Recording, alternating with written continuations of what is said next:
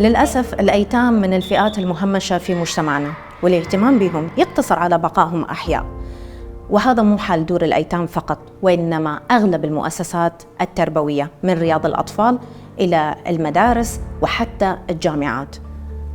العوائل أيضاً اللي توارثت التربية عن طريق آخرين، وبالتالي طبقت مجموعة من المفاهيم بسلبياتها وإيجابياتها برأس أطفالها. فبشكل عام التربية عندنا أو الجانب التربوي الاهتمام به مفقود في الغالب.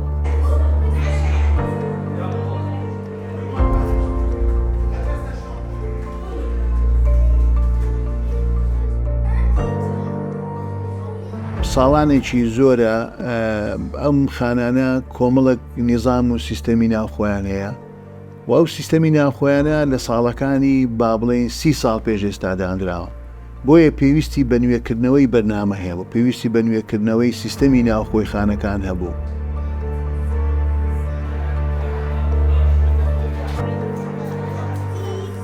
کە هاتینە ئێرە سەرەتا منداڵەکان بە شێوەیەکی هەڕەمەکی بە شێوەیەکی ڕێک نەخرا و ژاری ڕۆژانیان نەگوزەران بەبێ بوونی هیچ ئامانجێک، بەبێ دیاریکردنی هیچ هەدەفێک لە ژیانیان، هەروەها دیاری نەکردنی ڕۆڵی منداڵەکان لە خانە وەکو منداڵێک کە هەست بە هیچ نەقسێکی دەرونی و نەفسی و کۆمەڵایەتی نەکا، چکە بەڕاستی و منداڵانە کە لێرن هەمویان لە فەراغێکی عائلی و لە فەراغێکی کۆمەڵایەتیەوە هاتوون بۆ ئێرە.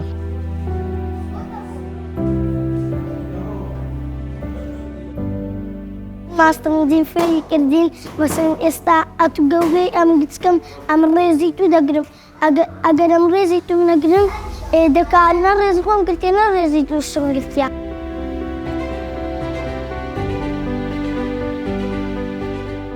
پرۆژەی تەنیانیت ئەو پرۆژەی کە بە ماوەی زیاتر لە ساڵ و نیوە کە لە خانی نێوجەوانان هەولێر جێبەجێ دەکرێتن، بێگومان لەسەر پلان و بنەمای و ڕەهەندی زانستی دەرونی پەروەردەیی بنیانراوە و هەموو ئەوانش کە پرۆگرامانی کە دانرایە بۆ منداڵان پۆلین بۆ سەر چەند بەشێک، هەم نیزام و شێوازی کارکردنی ناو کارمەندانی خانەکان ڕێک دەخاتە وزارە شتیکە، و لاشی دیکەوە کارکردن لەگەر منداڵان فۆکەس دەخاتە سەر ژیانی منداڵان، کەسایەتی منداڵان لە ڕێگای دەروونزانی ئەرێنیەوە بتوانێت کەسایەتێکی ئەرێنی و ئیجابی بۆ منداڵان دروست بکات.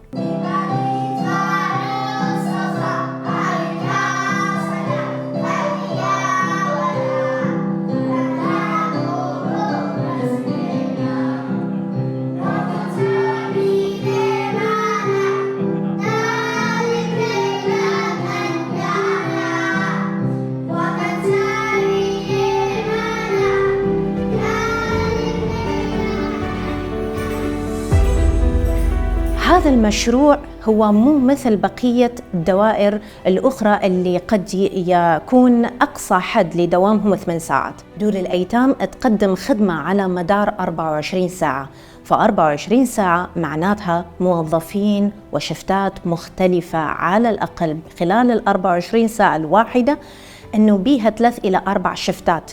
بالتالي هذول الموظفين اللي جاي يجون ب4 شفتات من باكجراوند وخلفيات مختلفة، تعليم مختلف وشخصيات مختلفة وحتى توجهات تربوية مختلفة اتجاه الأطفال.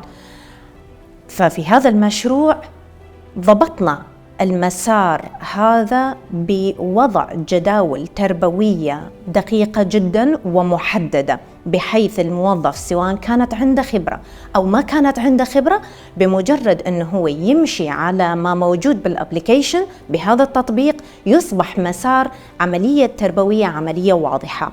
بالإضافة إلى هذا أنه مو حاولنا وإنما عملنا فعلا الرصد اللي ما يحدث في كل شفت من هذه الشفتات، ويكون الشخص القادم بالوردية اللي بعده أو بالشفت اللي بعده يعرف شنو اللي جرى بالساعات اللي هو ما كان موجود. بالتالي عمله راح يكون مكمل لعمل الطرف الآخر أو الشخص الآخر اللي كان موجود قبله بساعات هو ما كان موجودة.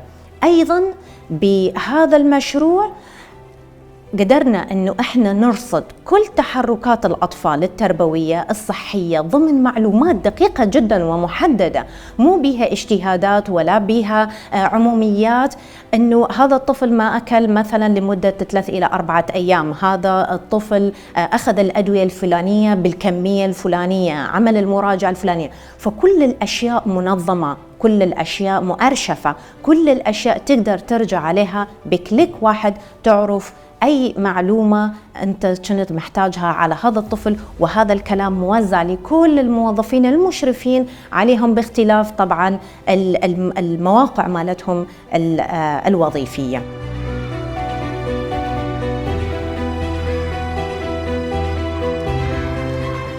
ئەو پرۆژەیە هەر لە سەرەتای هاتنی منداڵ بۆ نێوخانە تا دەرچوونی لە هەستانەوەی بەیانیانی منداڵان تا نووسنی کاریگەری ئیجابی هەیە، خزمەتی باشی منداڵان دەکات.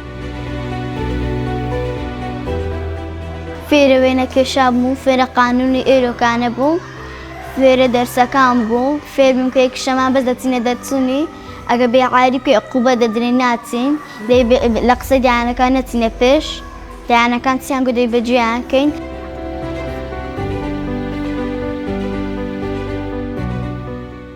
هذا المشروع هو لمراقبة الإخفاقات اللي تصير من قبل الناس التربويين ورصد ما يحدث في العملية التربوية عند الطفل وصحته بشكل عام.